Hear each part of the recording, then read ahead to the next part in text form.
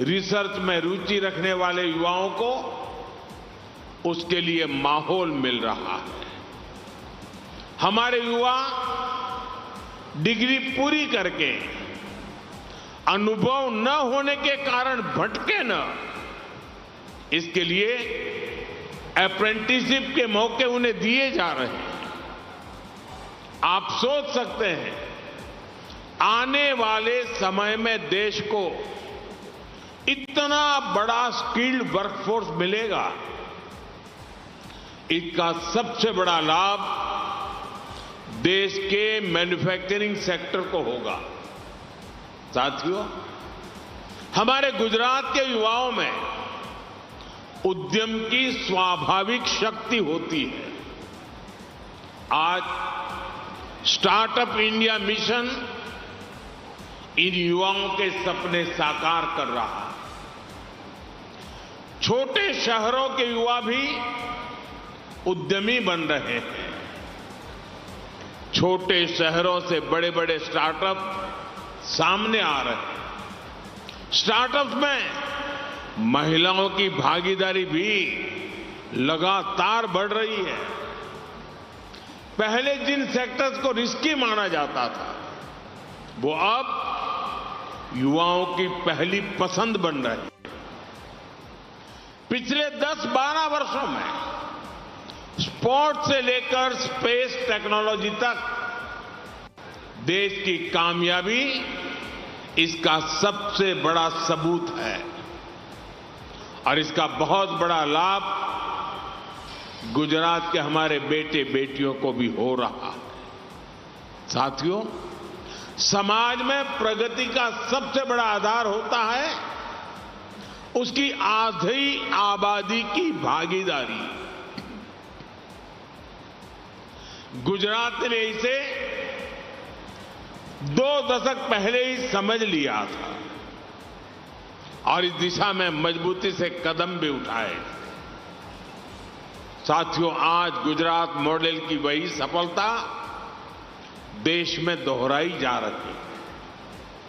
देश में करोड़ों महिलाओं के बैंक खाते खोले गए, शौचालय, नल से जल, गैस कनेक्शन की सुविधाएं दी गई। आज मुद्रा योजना के जरिए महिलाएं आत्मनिर्भर भी बन रही हैं। परिवार में महिलाएं स्वस्थ रहें, इसके लिए आयुष्मान भारत और मातृ वंदना जैसी योजनाएं कवच बनकर काम कर रही हैं। साथियों, पहले कितने ही क्षेत्रों में बेटियों के लिए दरवाजे ही बंद होते थे। आज उन्हीं सेक्टर्स में बेटियां लीडरशिप रोल में सामने आ रही हैं। आज नेशनल डिफेंस एकेडमी में महिला कैडेट्स ट्रेनिंग ले रही है। हमारी बेटियां फाइटर पायलट बन रही है। राजनीति में भी महिलाओं की भागीदारी बढ़ाने के लिए लगातार प्रयास हो रहा है। नारी शक्ति वंदन संशोधन के जरिए हमने इसके लिए एक और प्रयास किया था। राजनीतिक कारणों से वो पास नहीं हो पाया, लेकिन मैं आपको आश्वस्त करूंगा, देश भर की महिलाओं को आश्वस्त करूंगा, हम इस दिशा में लगातार प्रयास करते रहेंगे। साथियों, महिलाओं के लिए सभी क्षेत्रों में संभावनाओं के द्वार खुले। ये केवल सरकारी नहीं, बल्कि समाज की भी जिम्मेदारी है। और मुझे खुशी है, सरदार धाम ये दायित्व पूरी निष्ठा से उठा रहा है। मैं इन प्रयासों के लिए विशेष रूप से आप सबका बहुत बहुत अभिनंदन करता हूं, आप सबका बहुत बहुत धन्यवाद करता हूं।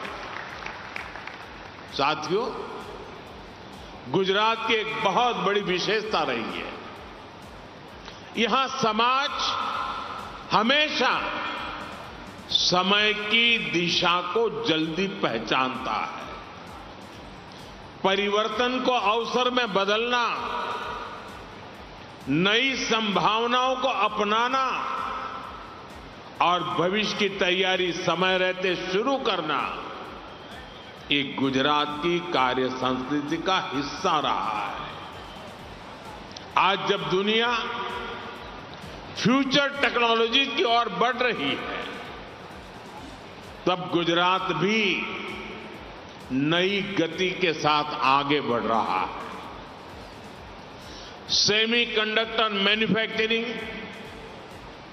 Aerospace, advance engineering, green energy, financial services, हर क्षेत्र में गुजरात अपनी नई पहचान बना रहा है। साणंद में मेड इन इंडिया सेमीकंडक्टर्स बन रहे हैं। केन सेमीकंडक्टर प्लांट में भी प्रोडक्शन शुरू हो चुका है। धौलेरा और सूरत में भी नए सेमीकंडक्टर प्रोजेक्ट्स आगे बढ़ रहे हैं। साथियों, हमारा भारत, हमारा गुजरात ग्लोबल सप्लाई चेन का बड़ा केंद्र बने, हम इस दिशा में लगातार काम कर रहे हैं। आने वाले समय में वडोदरा की भी इसमें महत्वपूर्ण भूमिका होगी। आज यहां बने मेट्रो कोचेज दूसरे देशों तक एक्सपोर्ट हो रहे हैं। सावली में आधुनिक रेल सिस्टम का कोचेज का निर्माण हो रहा है। इंजीनियरिंग, हैवी मशीनरी, केमिकल्स और फार्मा, पावर इक्विपमेंट और एमएसएमई, ऐसे कई सेक्टर्स में आज वडोदरा मैन्युफैक्चरिंग का मजबूत केंद्र बन चुका है। यहां की गति शक्ति यूनिवर्सिटी ट्रांसपोर्ट और लॉजिस्टिक की फील्ड में प्रोफेशनल्स तैयार कर रही है। अब एरोस्पेस सेक्टर में भी वडोदरा नई पहचान बनाने जा रहा है। यहां एयरक्राफ्ट मैन्युफैक्चरिंग प्रोजेक्ट तेजी से आगे बढ़ रहा है।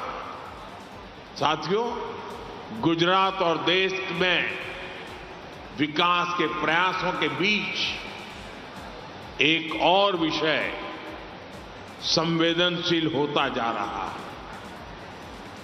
पिछले कुछ वर्षों में दुनिया लगातार अस्थिर परिस्थितियों से गुजर रही है। पहले कोरोना का संकट,